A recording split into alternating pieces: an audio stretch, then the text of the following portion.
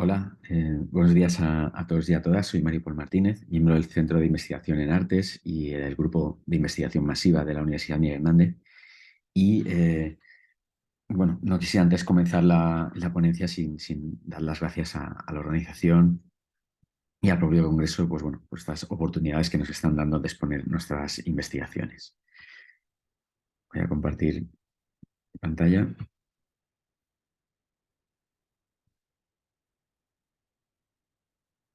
Y bueno, comenzaría diciéndoles, y como un poco ya estaba vaticinando este título, en que, bueno, una búsqueda rápida, ¿no?, por los navegadores de Internet alrededor del término videojuego, pues nos puede dar una rápida idea de la ingente cantidad de capturas que de sus mismas pantallas circulan por la red. Imágenes de momentos evocadores del juego, de sus entornos, de sus personajes, incluso de lo que son sus menús e interfaces, la mayoría de ellas realizadas por personas jugadoras sin más intención que el entretenimiento o que lo meramente documental, o también a través de un amplio volumen de registros que se dedican a lo, digamos, divulgativo y o periodístico, ¿no? Blogs, plataformas de difusión, prensa especializada, que, bueno, con estas y otras cientos de miles de imágenes de Internet, pues terminan engrosando ese archivo memorístico y humano, ¿no?, que hoy tanto nos caracteriza. Este crecimiento y constante actualización de la fotografía in-game, o lo que también se conoce como fotografía virtual, ha dado margen también, pues, a una paulatina evolución y especialización del fenómeno, donde, pues, del mismo modo se han ido asentando las bases de este tipo de práctica. La fotografía in-game hoy se entiende como un ejercicio circunscrito al videojuego y por ello a una práctica ligada a las condiciones computacionales que los definen, mecánicas de juego, glitches, operaciones algorítmicas y a los procesos de difusión que habitualmente conllevan las propias imágenes digitales, más si cabe dentro de los videojuegos, ¿no? Esto es, y yo creo que en buena medida, una de las propiedades por las que se ha enlazado a la fotografía in-game dentro de lo que se llama la posfotografía, entendiendo esta última, tal y como la definió Fontcuberta, como una nueva etapa de la captura de imágenes que fluye en el espacio híbrido de la sociabilidad digital y que es consecuencia de esta superabundancia visual. Hay otros autores incluso que han trascendido esta idea, piensan que la fotografía in-game, como pensaría Venegas, eh, al borrar realmente el referente material y situar todo el proceso, ¿no?, fotográfico en en el plano virtual, pues establece una nueva condición, una nueva imagen biocibernética, como apuntaría Mitchell, ¿no?, en la que tanto su modelo como su difusión posterior operan en procesos digitales y virtuales que no se comprenderían ni existirían sin ellos. Deberíamos por ello, por resumir, que entender a la fotografía in-game como una combinación de las posibilidades estético-narrativas de lo que es el videojuego y los universos virtuales con la potencial viralidad de las imágenes en red. Bueno, en realidad han pasado ya, yo diría que casi 2 décadas, ¿no?, desde que empezaron a surgir estos primeros modos de la fotografía in-game y desde que empezamos ya a tener en universos virtuales como Second Life las primeras exposiciones sobre fotografía virtual, o cuando empezaron a aparecer ya los primeros videojuegos como Shenmue 2, donde se podía ya, las compañías metían software para que pudiésemos capturar este tipo de fotos, ¿no? De este tiempo ahora ha habido un montón de cambios y de evoluciones y bueno, las compañías de videojuegos están fagotizando estos aspectos precisamente porque, como luego veremos, también les ayuda a publicitar su propio producto. De todas formas, y actualmente, y por sintetizar, se puede hablar de que tenemos 3 vertientes dentro de lo que sería esta fotografía in-game. La primera vertiente apuntada sería la documental, que es aquella que desde el ámbito doméstico o desde el punto de vista periodístico o divulgativo ha buscado el registro de un suceso en el espacio lúdico digital para, bueno, lo que sería una propia tarea informativa. Esto es, una captura directa del espacio de juego sin filtros ni alteraciones en vistas, yo creo que a lo meramente documental o lo meramente descriptivo. La vertiente publicitaria, en cambio, supedita este sentido documental o informativo a unos fines propiamente, digamos, comerciales y promocionales para, bueno, publicidad, como antes decía, un videojuego, ¿no? Aquí hay pioneros como Duncan Harris, como Leo Sang, o incorporaciones nuevas como Andy Cool, James Pollock, etcétera, que bueno, han desarrollado una línea estilística y una evolución profesional que les ha llevado a que diversas compañías de videojuegos importantes como Ubisoft, Epic, Xbox, bueno, entre otras, a contratar sus servicios con el fin de potenciar sus últimos lanzamientos. Finalmente, la última vertiente, aquí denominada artística, que podría definirse como aquella que se emancipa de las anteriores para poner en valor además el aspecto plástico, perdón, de su propio registro. Es decir, para bueno, aportar una mayor intencionalidad reflexiva o un mayor espíritu crítico en lo que atañe a su discurso conceptual y plástico.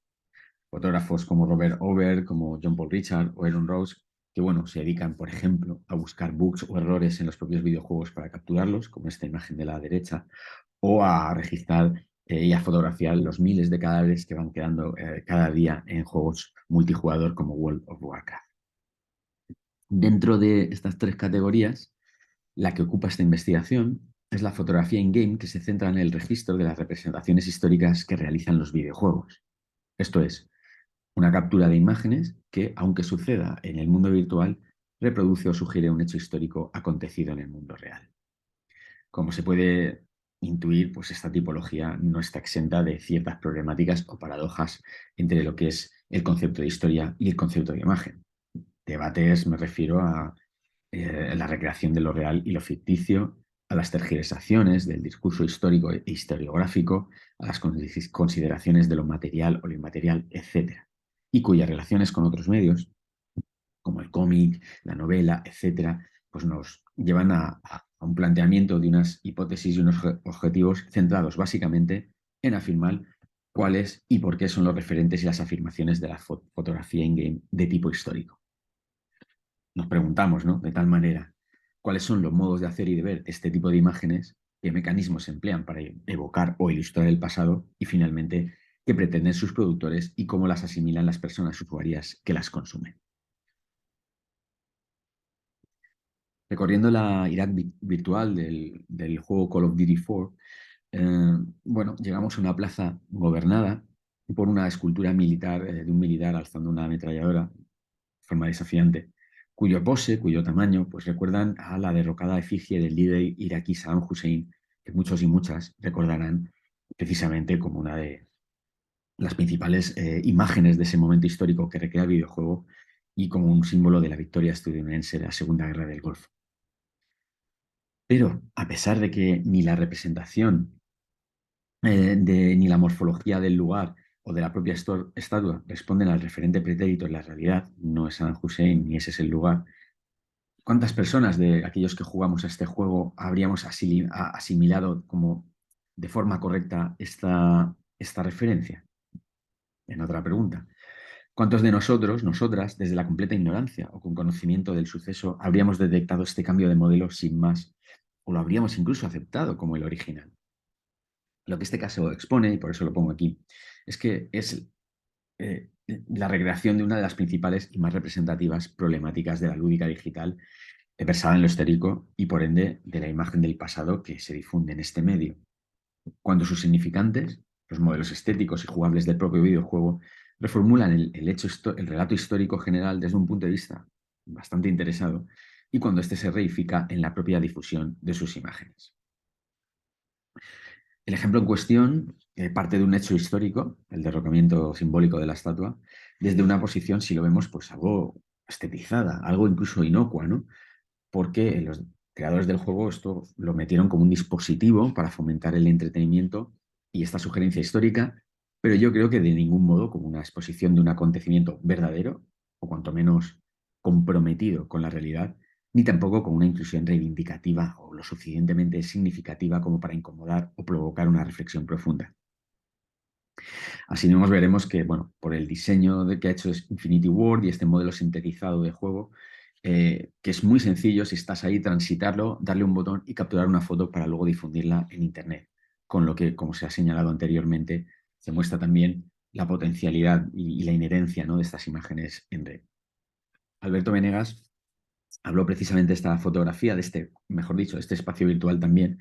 en su libro Pasado Virtual para indicar precisamente esa fuerte contradicción a la que se enfrenta la imagen histórica ofrecida por los medios audiovisuales y en especial por los videojuegos. Para explicar este fenómeno, él se basó en algo que él llama retrolugares, ¿no? Un término que acota aquellos ejercicios de reinterpretación histórica que, más que documentarse en testimonios de lo real, pues perpetúan una imagen mediática del suceso en lo que ya nosotros ya conocemos, ¿no? Como lugares comunes, ¿no? De la cultura de masa. Tal y como, por ejemplo, hizo la lista Schindler o El Salvador a Ryan con la Segunda Guerra Mundial y la SOA, o Ben-Hur y Cleopatra, entre otros muchos ejemplos, con la Edad Antigua. Todos capaces de crear una memoria estética, una memoria fuerte, como también apuntaría Todorov, que, bueno, por cierto, ya venía haciendo la pintura histórica, ¿no? O la novela anteriormente. La toma de imágenes de este tipo de pasado reconstruido en un videojuego, pues como se puede entender, pende de un fino hilo, ¿no? O por así decirlo, oscila en un entramado pues apenas sostenido entre, bueno, un acuerdo entre lo acontecido, lo interesado y lo entretenido y encima las propias condiciones de la imagen en red y del videojuego, esas condiciones digitales de las que hablábamos. Teniendo en cuenta, pues yo creo que la compleja relación de estos factores con además esa despreocupación o esa falta de juicio, llamémoslo inmediatez por compartir, de muchos de los usuarios que hacen estas fotos y las difunden en red, pues no parece descabellado preguntarse cuánto podemos caer en esa trampa de la representación mediatizada o cuánto de fácil también podría resultar ser caer en la vacuidad estética, esa plástica por la plástica a la que nos tienen acostumbrados también los espectáculos de los juegos actuales. Un ejemplo, cuando Josh Taylor realiza su serie de fotografías virtuales, Unknown Heroes, sobre la Primera Guerra Mundial, pues alude a la inspiración de fotógrafos del conflicto como John Warwick, Ernest Brooks, Howard Wilkins, para, bueno, justificar esta estética gastada, esta estética en blanco y negro y ese romanticismo bélico de sus imágenes. Un caso muy cercano al de Ken Shelley, aquí a la derecha, que, bueno, sigue estos preceptos estéticos en su propia serie A World War II Photo Essay, como una especie de fotoreportero infiltrado en los juegos multijugador para tomar fotografías de guerra al estilo, como él señala, de Robert Capa o Eddie Adams. Bajo estas recreaciones escénicas del pasado recreado, donde yo creo que lo estético y lo espectacular no tienen o no dan lugar a dudas, cabe entonces preguntarse sobre qué supuestos históricos se basan verdaderamente estas obras y hasta qué punto las perspectivas históricas que ofrecen los creadores de estos juegos pues, han intervenido en este trabajo. Es decir, omitieron o relegaron algún tipo de raza o de uniforme los desarrolladores de estas plataformas lúdicas. Los escenarios, el armamento, otros aspectos de la cultura material se adhieren a la historia fehaciente. ¿Han podido estos anacronismos, estas libertades creativas, influir, solaparse o interferir sobre las intenciones de estos artistas? Bueno, es conocido que Battlefield 1, por ejemplo, en la que se basa la serie de Josh Taylor, está lleno de incongruencias históricas y que el juego Day of Defeat, en el que se basa la serie de Ken Shelley, pues aunque se muestra algo respetuoso con la cultura material, es verdad que no tiene ni historia ni ningún desarrollo histórico de cada lado tras él. Es un simple juego multijugador. Aún así, y entendiendo que Taylor y Shelley hubieran omitido tales tergiversaciones en favor de lo plástico, cabría preguntarse de nuevo cuál es el propósito de su discurso y si consiguen con su obra aportar una visión crítica del conflicto más allá de los lugares comunes o nuestras ideas básicas o mediatizadas de lo que es la trinchera, ¿no? Dicho de otro modo, ¿cuál es la capacidad crítica de estos registros en los que, por lo que ellos mismos muestran, ¿no? Y estamos viendo en pantalla, se ha decidido perpetuar los tópicos del suceso representado y amoldarse a las condiciones mediáticas establecidas por los creadores del juego? Yéndonos totalmente a otro extremo de la fotografía virtual, tampoco debemos olvidar a todos aquellos y aquellas que van de una manera más amateur engrosando las plataformas de juegos como este que vemos en pantalla, Ghost of Tsushima o Red Dead Redemption 2, plataformas de Instagram, de Twitter, etcétera, que han creado las propias compañías de los videojuegos para compartir estas imágenes y publicitarse, ¿no? Aquí, bueno, hasta vemos que nos podemos hacer un selfie en lo que es una imagen del pasado, con lo cual podemos replantear en diversos aspectos cómo nos relacionamos con lo histórico y de qué manera decidimos afrontarlo. Si por un lado Las personas usuarias se han acostumbrado al atractivo de un selfie espectacular, entendiendo lo conmemorativo como una celebración de su presencia, de su ego, y no como una celebración del momento histórico. Pues por otro, las desarrolladoras de videojuegos históricos han alimentado este bucle caníbal, incentivando la producción y la difusión de estas imágenes espectaculares en las propias redes, pero obligándose también a sí mismas a tener que crear a cada nuevo juego escenas que merezcan la pena ser compartidas, no muchas veces cerca de lo histórico. Del mismo modo, si las personas jugadoras fotógrafas se han acostumbrado a entablar una conexión con el pasado a través de los selfies, parece que en general lo hacen desde factores como el entretenimiento o el espectáculo, sin atender a qué versión del pasado están jugando o también cuál es la manera adecuada de afrontarlo o relacionarse con él, ¿no? Por ejemplo, si volvemos a Red Redemption 2, pues estamos viendo como que lo que tenemos en pantalla, más que hacer una referencia al viejo oeste del siglo XIX, lo que está haciendo es repetir una memoria estética de este periodo, basada en la mitología y la imagen del western que nos han dado pues, cómics, novelas, películas, series de TV, etcétera. Y que en segundo lugar, pues estas redes tampoco presentan un filtro en cuanto a lo que supondría un dilema ético, ¿no? Más allá incluso de lo histórico, cuando, como se han señalado diversos medios, o vemos aquí mismo, es posible realizarse un selfie al lado de montañas de cadáveres, golpeando a mujeres, mujeres sufragistas, o en plena faena, lidiando mano a mano con el Ku Klux Klan. Con lo expuesto, consideramos que la fotografía in-game habrá un nuevo formato de relación creativa con el videojuego, de probado interés y evidentemente con mucho camino por delante, y una forma al fin y al cabo pues, de reapropiación artística que bueno, hace suyo al videojuego no solo como algo entretenido, sino también como un espacio de creación y difusión de la cultura y la memoria. Pero de igual modo, consideramos que esta práctica representa también una reapropiación de la imaginería del tiempo pretérito, como digamos, mucho más resbaladiza, más llena de aristas o vacíos en cuanto a lo que atañe a lo veraz y a lo constructivamente documentado de los autores del juego y, por ende, de aquellos que las comparten y asimilan estas imágenes. Los ejemplos de la fotografía virtual del pasado que se han puesto aquí, pues adolecen muchas veces de una pulsión plástica y de un sentido de la espectacularidad superior al interés histórico. No nos podemos engañar cuando no se fundamentan directamente en las trivialidades del entretenimiento y del ego. Una escena no nadante por capturar o ese selfie del yo estuve allí, donde lo estético y lo banal marcan todavía la relación lúdico-digital con lo histórico. No está de más, además, y valga la redundancia, añadir para finalizar que, como ocurre en muchos ámbitos de Internet, como YouTube o Instagram, la mayoría de los derechos de estas fotografías pertenecen a las compañías desarrolladoras de los juegos y que mientras no se salde este activo debate, pues siguen siendo finalmente los propios jugadores y jugadoras sus mayores productores y productoras gratuitamente. Muchas gracias.